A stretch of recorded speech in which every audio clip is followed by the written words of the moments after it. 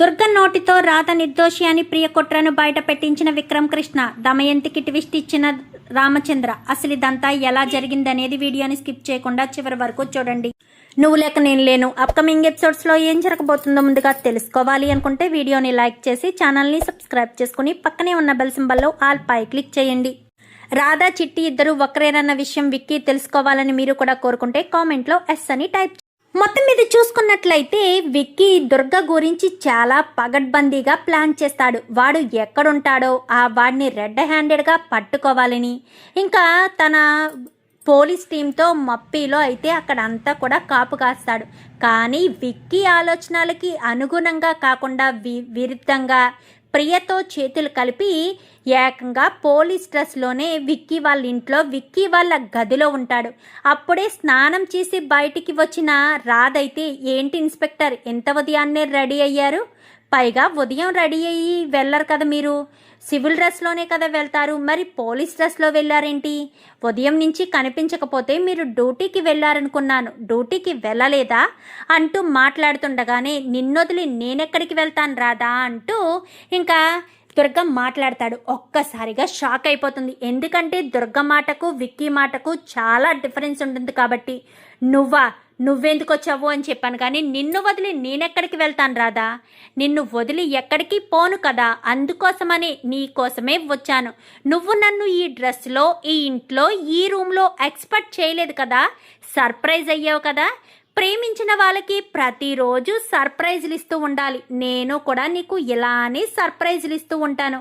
నువ్వు హ్యాపీ కదా రాదా అని చెప్పి మాట్లాడేసరికి, అర్జెంటుగా బయటికి వెళ్ళు, నేనే బయటికి వెళ్తాను అంటూ బయటికి వెళ్ళబోయేసరికి, ఆల్రెడీ ఈ గదిలోకి పంపించింది ప్రియ కాబట్టి ప్రియ గుమ్మం బయట నుంచి చూస్తూ ఉంటుంది. అంటే చెవు పెట్టి వింటూ ఉంటుంది లోపల ఏం జరుగుతుంది ఏంటి అని. ఇంకా దుర్గ అయితే బయటికి వెళ్ళనివ్వకుండా ఆపేసేసరికి కన్ను తీయడంతో ఒక్కసారిగా షాక్ అయిపోతుంది రాధ. వదులు అని చెప్పాను కానీ ఏంటి, బయటికి వెళ్తావా? బయటికి వెళ్తే నిన్ను షూట్ చేస్తాను. నేనెంత సైకోనో నీకు బాగా తెలుసు. నేను నిన్ను షూట్ చేయడానికైనా వెనకాడని మనిషిని, నన్ను నేను షూట్ చేసుకోవడానికి కూడా వెనకాడని మనిషిని. అది నీకు బాగా తెలుసు. రాధా, నీకు ఒక ఆప్షన్ ఇవ్వనా? నువ్వు నీ భర్త అయిన పోలీసు ఎస్ఐని వదిలేస్తావా, లేక నీ ప్రాణాలు వదిలేస్తావా? నువ్వు గనక ఎస్ఐని వదిలిపెట్టకపోతే నీ ప్రాణాలని వదిలేస్తాను అని అంటావేమో. నిన్ను కాదు, వాడిని లేపేస్తాను. వాడే నీ లైఫ్లో లేకుండా చేస్తాను. అప్పుడు నువ్వు ఎవరితో కలిసి ఉంటావు? పర్వాలేదు, నేను నిన్ను పెళ్లి చేసుకుంటాను. ఒక ఆడదాని జీవితంలో ఇద్దరిని పెళ్లి చేసుకునే హక్కు, అధికారం ఉంది. అయినా వాడు చనిపోయాక నేను నిన్ను పెళ్లి చేసుకుని పువ్వుల్లో పెట్టుకుని చూసుకుంటాను. నువ్వు దేని గురించి ఆలోచించొద్దు అంటూ మాట్లాడేసరికి, విక్రమ్ గారికి గనక తెలిస్తే నిన్ను చంపేస్తారు. దయచేసి ఇక్కడి నుంచి వెళ్ళిపో. మళ్ళీ నా జీవితం వైపు తొంగి చూడొద్దు. నువ్వు పదే పదే నన్ను ఎలా ఇబ్బంది పెడుతున్నావన్న విషయం విక్కీ గారికి తెలిస్తే నిన్ను అసలు బ్రతకనివ్వరు అనగానే, నువ్వు అసలు ఈ రూమ్లోంచి బయటికి వెళ్ళాలి కదా రాధా, నేను బ్రతికేదో లేదో అనేది చూడడానికి. తాడో పేడో తేల్చుకుందాం. నీకు నేను కావాలో లేక విక్కీ కావాలో తేల్చుకో. ఆ విక్కీ కావాలి అంటే వాడు మాత్రం ఉండడు. వాడి ప్రాణాలు తీసేస్తాను. ఏ అర్ధరాత్రి పూటో నిద్దట్లో ఉండగా పాయింట్ బ్లాక్లో పెట్టి గన్ను షూట్ చేసి వెళ్ళిపోతాను. నిన్ను నాతో పాటు తీసుకుని వెళ్ళిపోతాను అంటూ బెదిరిస్తాడు. బెదిరించేసేసి, దయచేసి నన్ను వదిలేసేయి, నా జోలికి రావద్దు, దయచేసి నా బాధను అర్థం చేసుకో అంటూ నమస్కారం చేసి చెప్తున్నా కానీ వినిపించుకోదు. ఇంక ఇది ప్రియ వాళ్ళ అమ్మ దగ్గరికి వెళ్ళి, ఈ గదిలోంచి ఏయో సౌండ్స్ వస్తున్నాయి, బావ ఎప్పుడో డ్యూటీకి వెళ్ళిపోయాడు, మరి గదిలో ఎవరితో మాట్లాడుతుంది రాధా, సౌండ్స్ వస్తున్నాయి అని చెప్పనేసరికి, ఏంటి నిజమా అని అందరూ ఉండి రాధా రాధా అంటూ తలుపు కొడుతూ ఉంటారు. మీ వాళ్ళు వచ్చినట్టున్నారు, నేను ఆ కట్టిన వెనకాల దాక్కుంటాను, నువ్వు వెళ్ళి తలుపు తీయి అని చెప్పనగానే, ఇది భయపడుతూ వెళ్ళి తలుపు తీసి లోపలికి వచ్చేలోపు వీడు పోలీస్ డ్రెస్ కాస్త తీసి సివిల్ డ్రెస్లోకి వచ్చేసి కట్టిన వెనకాల దాక్కుంటాడు. ఏమీ తెలియనట్టుగా ప్రియ గదిలోకి వచ్చి గదంతా వెతికి కట్టిన వెనకాల దాగున్న వాడిని బయటికి తిలాక్కొస్తుంది. దొంగ దొరికింది, ప్రియుడు కూడా దొరికాడు. ఏంటి బయట మీటైతే ఎవరైనా చూస్తారని ఏకంగా గదిలోనే దుకాణం పెట్టేశావా? ఏం మాట్లాడుతున్నారో మీకేమైనా అర్థమవుతుందా? సారీ అండి, రాధ రమ్మని పిలిస్తేనే వచ్చాను. వెనక కిటికీలోంచి రమ్మని పిలిస్తేనే వచ్చాను. రాధ నేను గాఢంగా ప్రేమించుకున్నాము. ఆ పోలీస్ అతన్ని ఎందుకు పెళ్లి చేసుకుందో, ఎలా పెళ్లి చేసుకుందో తెలియదు కానీ నన్ను మర్చిపోలేకపోతున్నాను. నువ్వు రా అని చెప్పి కబురు పంపిస్తేనే నేను కిటికీలోంచి లోపలికి వచ్చాను. లేదంటే నేనెందుకు వస్తాను? హే రాధా, నీ రూమ్ ఎక్కడో, నీ కిటికీ ఎక్కడో నాకేమైనా తెలుసా ఏంటి? నువ్వు చెప్తేనే కదా నేను వచ్చాను అంటూ మాట్లాడేసరికి, రేయ్ అబద్ధం చెప్పకు, నేను నిన్నెందుకు రమ్మంటాన్రా? నువ్వసలు నాకు ఇష్టం లేదు అని కాలేజీ డేస్ నుంచి నీకు చెప్తూనే ఉన్నాను. అయినా నా మాట వినకుండా నా వెంట పడుతూ నన్ను ఇబ్బంది పెడుతున్నావు, నన్ను వేధిస్తున్నావు. ఇలా వేధించే నువ్వు నన్ను ఎందుకు పదే పదే టార్చర్ చేస్తున్నావు అంటూ మాట్లాడేసరికి, ఏంట్రాదా నేను నిన్ను టార్చర్ చేస్తున్నానా? నేను నిన్ను బాధ పెడుతున్నానా? అయ్యో రాధా, నువ్వంటే నా ప్రాణం రాధా. అందుకే గుండెల మీద చేతుల మీద రాధా రాధా అని పచ్చపొట్టు పొడిపించుకున్నాను. నువ్వు కావాలనే నన్ను అవాయిడ్ చేస్తున్నావేంటి రాధా? మనం ఎంతలా ఇష్టపడ్డాము, ఎంతలా ప్రేమించుకున్నాము, ఇవన్నీ మర్చిపోయావా రాధా? నా ప్రేమను వదిలేసావా రాధా? నా ప్రేమను మర్చిపోయి నువ్వు అలా ఎలా దూరంగా వెళ్ళిపోతావు రాధా? ప్లీజ్ రాధా, నన్ను అర్థం చేసుకోరాదా, నన్ను వదిలేయొద్దు రాధా అంటూ బ్రతిమాలుతూ ఉంటాడు. చిచి, ఈ భాగోతం చూడలేకపోతున్నాము. ఏవైనా ఉంటే ఇంటి బయట చూసుకోండి. ఇంకా దీన్ని ఇంటిలో ఉంచితే ఇంటి పరువు పోతుంది. ఇది ఒక్క క్షణం కూడా ఇంట్లో ఉండడానికి వీల్లేదు అంటూ చెయ్యి పట్టుకుని మరీ బయటికి లాక్కొచ్చేస్తుంది దమయంతి. అయితే ఇంకా లాక్కొచ్చేసరికి ఇంకా ఇంట్లో ఇదంతా జరిగిందని రామలింగం ఇంటికి వెళ్ళమని చెప్పడంతో ఇంటికి రావడంతో ఇదంతా జరిగేసరికి ఫోన్ చేసేస్తాడు. మీరు ఎవరికి వాళ్ళకు వెళ్ళిపోండి స్టేషన్కి అని చెప్పి అక్కడి నుంచి పరుగోపాటు అంటూ విక్కీ వచ్చేస్తాడు. ఎప్పుడు రాధను బయటికి తోసేస్తుంటే విక్కీ పట్టుకోవడం కామన్ కదా. సో అలాగే రాధను పట్టుకుంటాడు. పట్టుకునేసరికి నా భార్య ఏం తప్పు చేసిందని అనేసరికి, తప్పు చేసింది నీ భార్య యొక్క తిరుగుబోతు, నీ భార్య వీడితో కలిసి తప్పు చేసింది, నీ భార్య క్యారెక్టరే మంచిది కాదు, ఇదొక తిరుగుబోతుది, ఇది ఎంతమంది కావాలో దీని జీవితానికి అంటూ మాట్లాడేసరికి, అత్త మాటలు సరిగ్గా రాని అత్త అంటూ మాట్లాడుతూ ఉంటాడు.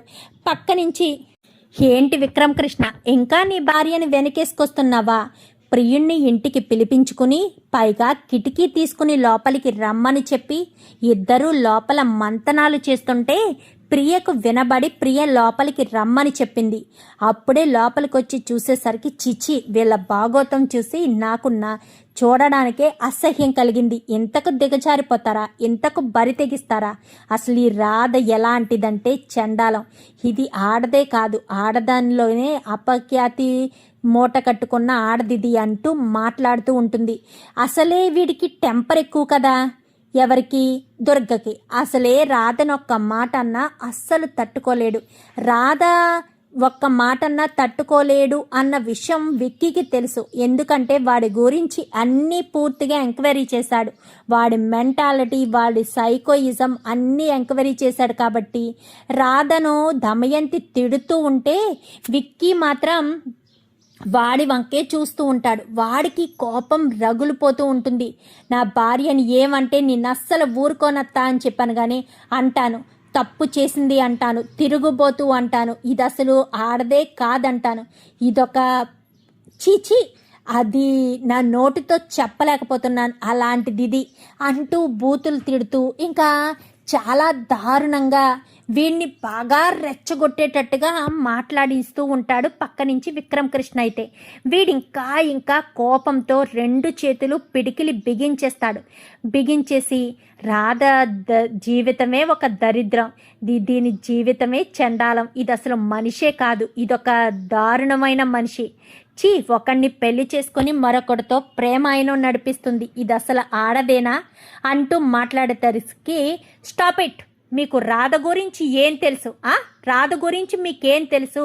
రాధ నిప్పు లాంటిది, తన ఒంటి మీద నేను ఎప్పుడూ చెయ్యి కూడా వెయ్యనివ్వలేదు. నేను తనని ప్రేమిస్తున్నాను అంటూ ఎన్నిసార్లు వెంట పడినా ఒక్కసారి కూడా రాధ నన్ను ప్రేమిస్తున్నాను అని చెప్పలేదు.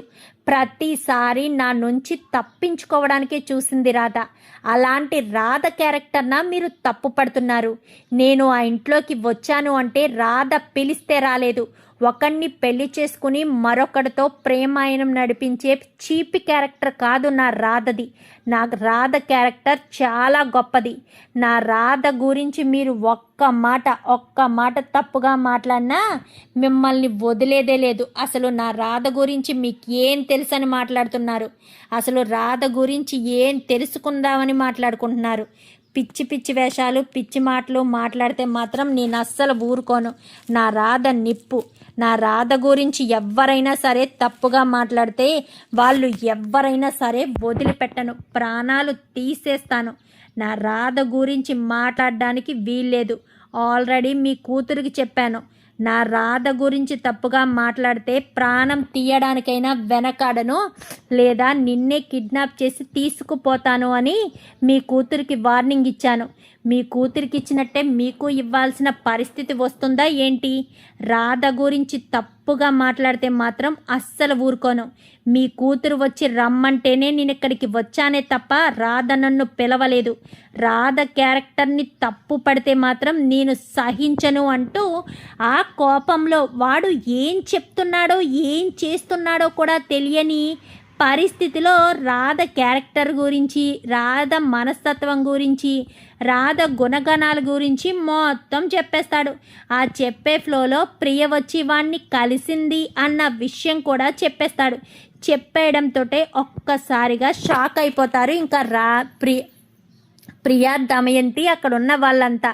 అంటే నిన్ను రాధ పిలవలేదా అనగానే రాధ నన్ను ఇంటికి పిలిపించుకునే చీప్ క్యారెక్టర్ అనుకుంటున్నారా? ప్రియ నన్ను రమ్మని చెప్పింది. పలానా వైపు రూము కిటికీ ఓపెన్ చేసి పెడతాను, కిటికీలోంచి లోపలికి వచ్చేసే అని చెప్పింది. అందుకే వచ్చాను తప్ప నా రాధ క్యారెక్టర్ని ఒక్క మాట అన్నా కానీ నేను అస్సలు ఊరుకోను. నా రాధే ఎవరనుకుంటున్నారు? నిప్పు అంటూ మాట్లాడేసరికి దొరికవరా అంటూ పేక పట్టుకుంటాడు ఇంకా విక్రమ్ కృష్ణ. అయితే నీ నోటితోనే రాధ క్యారెక్టర్ ఏంటో చెప్పించాను చూసావా? నువ్వు రెచ్చగొడితే రెచ్చిపోతావని, రాధ మీద మాట కూడా పడనివ్వవని ఎంక్వైరీలో తేలిందిరా. అందుకే మా అత్తను నేను రెచ్చగొడుతూ ఉన్నా. మా అత్త కూడా రెచ్చిపోయినట్టు రాధని నోటుకొచ్చినట్టల్లా మాట్లాడడంతో నీ విషయం బయటికి వచ్చింది. లేదంటే నీ విషయం బయటికి వచ్చేదే కాదు. రాధ గురించి తప్పుగా మాట్లాడితే మాత్రం అస్సలు ఊరుకోను అనేసరికి, లేదు నేను రాధ గురించి ఎందుకు తప్పుగా మాట్లాడతానో అస్సలు మాట్లాడను అని చెప్పి ఇంకా దమయంతి అనేసరికి, అసలు నీకు బుద్ధుందా దమయంతి? ఒక ఆడపిల్ల తల్లివేనా? ఒక ఆడపిల్ల పట్టుకుని చీపుగా ఎంత దారుణంగా మాట్లాడావు. వాడు చూడు నిజాన్ని బయట పెట్టాడు, లేదంటే అబద్ధమని నమ్మేవాళ్ళం. రాధ క్యారెక్టర్ని తప్పుపట్టి రాధని ఇంట్లోంచి బయటికి పంపించేవాళ్ళం.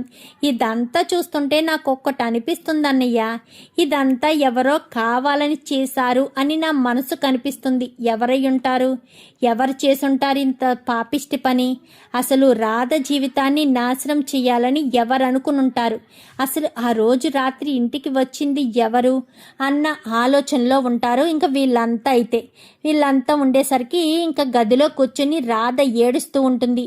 అప్పుడే విక్రమ్ అయితే లోపలికి వచ్చి, రాధ ఇంకా ప్రాబ్లం క్లియర్ అయిపోయింది, నీ మీద ఎలాంటి నింద పడదు.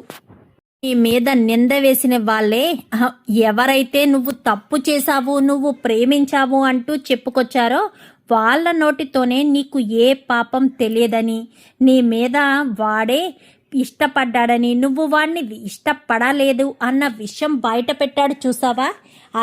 అది నా రాధ అంటే. నా రాధ ఎప్పటికీ తప్పు చెయ్యదు అనేసరికి వెంటనే రాధ వెక్కిని గట్టిగా పట్టుకుంటుంది. పట్టుకుని ఏడ్చేసరికి, ఏ రాధా ఏమైంది? అసలు నీ మీద ఎలాంటి నింద పడనివ్వను అని చెప్పాను కదా. నీకు నేను ఒక కంచు కవచంలా నిన్ను కాపాడుకుంటాను. నీ మీద నింద పడుతూ ఉంటే చూస్తూ ఊరుకుంటానా? నిన్ను ఎవరైనా ఏదైనా అంటే నేను అంత ఈజీగా వదిలేస్తాననుకుంటున్నావా? ఎట్టి పరిస్థితుల్లో వదిలిపెట్టను రాధా. నువ్వు నా భార్యవి, విక్రమ్ కృష్ణ భార్యవి అని చెప్పి విక్రమ్ కృష్ణ చెప్పేసేసరికి విక్కీ వంక ఒక్కసారిగా చూస్తుంది. మా ఇద్దరిది అగ్రిమెంట్ పెళ్ళి కదా, మరి ఈయనేంటి నిజంగా ఈయన భార్య మీదే నింద పడినట్టుగా ఇంతలా ఎమోషనల్ అవుతున్నారు అని చెప్పి అనుకుంటూ ఉండగానే ఈలోపు సునంద నందగోపాల్ వస్తారు. సూపర్ రా విక్కీ, నువ్వు నిజంగా సూపర్. ఒక భర్తకు నీకు ఉండవలసిన లక్షణాలన్నీ ఉన్నాయి. నీ భార్య మీద నింద పడితే నువ్వు నీ భార్యను నమ్మి నలుగురు ఆ చుట్టూ ఉన్న వాళ్ళందరూ కూడా నమ్మేటట్టుగా చేసావు చూడు. నువ్వు నిజంగా గ్రేట్ రా. నా కొడుకు అనిపించుకున్నావు, ఒక గొప్ప పోలీసు వాడు అనిపించుకున్నావు. నీ తెలివితేటలు ఉపయోగించి అవతలివాడు దేనికి వీక్నెస్సో, అవతలవాడు దేనికి లొంగుతాడో తెలుసుకుని వాడి వీక్నెస్ మీదే కొట్టి ఎవడైతే రాధ మీద నింద వేశాడో వాడి నోటితోనే రాధ తప్పు చేసేది కాదు అని చెప్పించావు చూడు. నిజంగా హ్యాట్సప్ రా. నీకున్న తెలివితేటలు ఎవ్వరికీ ఉండవు. ఇలానే తెలివితగా నీ భార్యను నువ్వు కాపాడుకో. ఇంట్లో చాలా దుష్టగ్రహాలు ఉన్నాయి. ఈ దుష్టగ్రహాలన్నింటి మధ్య నుంచి రాధను కాపాడుకోవాలి. చుట్టూ ఉన్న చిరుతపుల నుంచి లేగదోడను కాపాడుకున్నట్టు లేడి పిల్లని కాపాడుకున్నట్టు కాపాడుకోవాలి రాధని. ప్రతి క్షణం రాధని ఇబ్బంది పెట్టాలని, ఇరుకున పెట్టాలని చూస్తున్నారు. రాధ ఏ తప్పు చెయ్యదు అని నువ్వు నమ్మావు. నీ నమ్మకమే గెలిపించావు. చాలా సంతోషంగా ఉందిరా అని చెప్పనేసరికి, ఏవండి వీళ్ళిద్దరినీ ఇలానే ఉంచితే వీళ్ళు రోజు రోజుకి రాధ మీద ఏదో ఒకటి నింద వేస్తూ ఉంటారు. వీళ్ళిద్దరినీ ఒక 10 రోజులు హనీమూన్కి పంపిద్దామండి. ప్రశాంతంగా గడిపి వస్తారు. ఇక్కడ ఉన్నన్ని రోజులు వీళ్ళిద్దరూ సంతోషంగా ఉండలేరు. వీళ్ళు ఏ రోజుకి ఏదో గొడవ పెడుతూనే ఉంటారు. పొద్దుటో సాయంత్రమో ఏదో టైంలో, లేక ఆ రోజుకి ఊరుకున్న మరుసటి రోజైనా సరే గొడవ పెట్టకుండా ఉండరు. ఇలాంటి వాళ్ళ దగ్గర ఉండడం కంటే కొంచెం దూరంగా ఉండడం చాలా మంచిది అని. ఏమండి వీళ్ళకి కొంచెం ప్రశాంతత కావాలి. వీళ్ళిద్దరినీ కొంచెం హనీమూన్కి పంపించండి, ఆ ఏర్పాట్లు చేయండి అనేసరికి ఖచ్చితంగా సునంద ఏర్పాట్లు చేస్తాను. వీళ్ళిద్దరినీ కొన్ని రోజులైనా ప్రశాంతంగా ఉంచుదాము. వీళ్ళు ఎంతో బాధపడుతున్నారు అని చెప్పి మాట్లాడేసరికి సరే అని ఇంకా అక్కడి నుంచి కాస్త అందరూ వెళ్ళిపోతారు. రాధ ఇంకా విక్రమ్ కృష్ణ రాత్రి చాలా బాధపడుతూ నాకేం వద్దనగానే విక్రమ్ కృష్ణ అయితే బయటికి వెళ్దామా అని చెప్పనేసరికి ఈ టైంలోనా అనగానే అవును ఈ టైంలోనే నువ్వు వెళ్ళి రెడీ రా అని చెప్పనగానే రెడీ అవుతారు. రెడీ అయ్యి వచ్చాక బండి తీస్తాడు. అదేంటి కారులో కదా ఎప్పుడు బయటికి తీసుకువెళ్తారు అనగానే ఈ చల్లగాలిలో కారులో వెళ్తే ఏముంటుంది, బండి మీద వెళ్తేనే బాగుంటుంది. రాధా నీకు హైదరాబాద్ అందాలు చూపిస్తాను అంటూ ఇంకా రాధను బండెక్కించుకుని బయలుదేరతారు. బయలుదేరేసరికి అది కాస్త ప్రియ చూసి మమ్మీ రాధను తీసుకుని బయటికి వెళ్తున్నాడు బావా అని చెప్పాను కానీ ఎక్కడికి వెళ్తున్నాడు అనగానే తెలియదు మమ్మీ, రాధా బావా ఇప్పుడే బండి మీద వెళ్తున్నారు అనేసరికి వాళ్ళని వదిలిపెట్టను బేబీ అని చెప్పి రౌడీలకి ఫోన్ చేసి రౌడీలతో వెనకాల ఫాలో చేయించేసరికి అక్కడ రౌడీ వాడు ఇంకా మొత్తం బండి మీదే వాడొక్కడే బండి మీద బయలుదేరతాడు. ఎందుకంటే చిన్న గొడవలా పెట్టి ఏ కత్తి ఇచ్చుకుని పొడి చేద్దాము, రాధను పొడి చేద్దాము అన్న ఉద్దేశంతో బయలుదేరేసరికి ఇంకా విక్కీ రాధ చాలా సంతోషంగా నవ్వుకుంటూ మధ్యలో తినుకుంటూ చాలా సంతోషంగా నవ్వుతూ తిరుగుతూ ఉంటుంది రాధ. ఇంకా రాధను అలా చూస్తూ ఉంటాడు విక్కీ. అదే సమయంలో దమయంతి పంపించిన రౌడీవాడు కాస్త రాధ మీద అటాక్ చేద్దామని కత్తితో దాడి చేసేసరికి విక్కీ ఏమాత్రం అప్రమత్తంగా ఉండకుండా ఆ కత్తిని గట్టిగా పట్టుకునేసరికి వాడు ఇంకా కత్తిని వదిలి పారిపోతూ ఉండగా పెట్రోలింగ్ కోసం పోలీసులు తిరుగుతుంటారు కదా, వాళ్ళకి కాస్త దొరికేస్తాడు. పట్టుకోండి వాడిని తీసుకెళ్ళి పోలీస్ స్టేషన్లో పెట్టండి, రేపు ఉదయాన్నే వచ్చి వాడిని ఎవరు పంపించారో, ఎవరు పంపిస్తే రాధ ప్రాణాలు తీయడానికి వచ్చాడో తెలుసుకుంటాను అని చెప్పి అంటూ ఇంకా రౌడీ వాణ్ణి పోలీసులకు అప్పగించి రాదా అని చెప్పనేసరికి ఈలోపు విక్కీ చేతికి బ్లడ్ కారుతూ ఉంటుంది.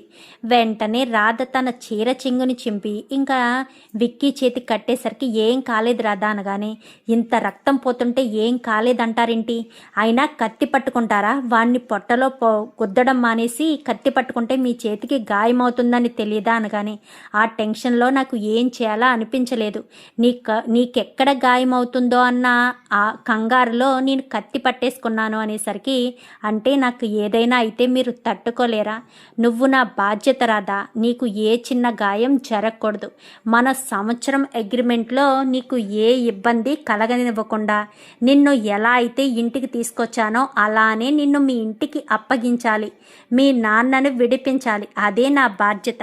అందుకే ఆ దుర్గగాడు నీ విషయంలో చేసిన కుట్ర బయట పెట్టి నీ మీద ఎలాంటి నింద లేదని, నువ్వు ఏ తప్పు చేయలేదని నేను నిరూపించాను, అది చాలు, ఇక మీదట నీకు ఏ ఇబ్బంది కలగనివ్వను అని చెప్పి ఇంకా విక్కీ కాస్త చెప్తాడు.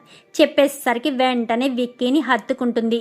రాధా అని చెప్పనగానే, థ్యాంక్స్, మా నాన్న తర్వాత నా మీద ఇంత బాధ్యత చూపించి ఇంత ప్రేమ చూపించింది మీరే, ఇంత ప్రేమ నా మీద చూపించేసరికి నాకు చాలా సంతోషం అనిపిస్తుంది అని ఇంకా రాధ కాస్త చాలా సంతోషపడుతుంది. పద వెళ్దామా అనగాని, ఇంకొంచెం సేపు బయట ఉందామనేసరికి సరే పద అని, ఇప్పుడు మీరు బండి డ్రైవింగ్ ఎలా చేస్తారు అనగాని, ఏం కాదు రాధా అని చెప్పి, నువ్వు కట్టుకట్టావు కదా, బ్లడ్ క్లాట్ అయింది, ఏం కాదు, పద వెళ్దామని ఇంకా రాధా విక్కీ ఇద్దరు కూడా చాలా సంతోషంగా అక్కడి నుంచి వేరే చోటుకి వెళ్ళి ఇంకా అక్కడ ఒక ఆర్ఎంపీ డాక్టర్ కనిపిస్తే తన చేతికి ఫస్ట్ ఎయిడ్ చేయించి ఇద్దరు కూడా చాలా సేపటి వరకు తిరుగుతారు. ఇంకా ఇంటి దగ్గర దమయంతికి ప్రియకు కాలు భూమి మీద ఆగదు, అటు ఇటు తిరుగుతూనే ఉంటారు. ఏంటి మమ్మీ, నువ్వెవరినో రౌడీ వాణ్ణి పంపించావు, ఆ రాధని ఫినిష్ చేయించేస్తాను, ఇంకా రాధ తిరిగి రాదు,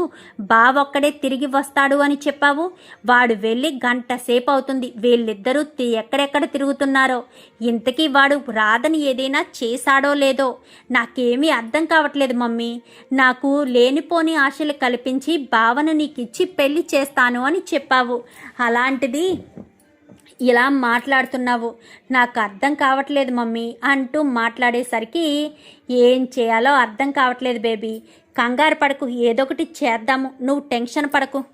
ఇంకా ఇంటి దగ్గర ఇద్దరు కూడా హడావిడి పడుతూ ఉంటారు. రాధా విక్కీ తిరిగి ఇంకా చివరికి ఇంటికి వస్తారు. ఇంటికి వచ్చేసరికి చూడు ఇద్దరు వచ్చేసరికి, అవును బావ చేతికేంటి తెల్లగా ఉంది, ఆ కట్టేంటి అనుకుంటూ, బావా ఏమైంది అనగానే, నా చేతికి ఓకే కానీ చిన్న దెబ్బ తగిలింది, మీరేంటి ఇద్దరు ఇలా తిరుగుతున్నారు అంటే, బయటికి మేము వెళ్ళడం చూసారా, మేము ఎప్పుడెప్పుడు ఇంటికి వస్తామా అని గోతికాడ నక్కల్లా బయట కాపలా కాస్తున్నారా అని చెప్పాను. కానీ ఏం మాట్లాడతావు విక్రమ్ కృష్ణ, బేబీకి నిద్ర పట్టడం లేదంటే బయట వాక్ చేద్దామంటే ఇప్పుడే మేము బయటకు వచ్చాము, మీరు లేరు.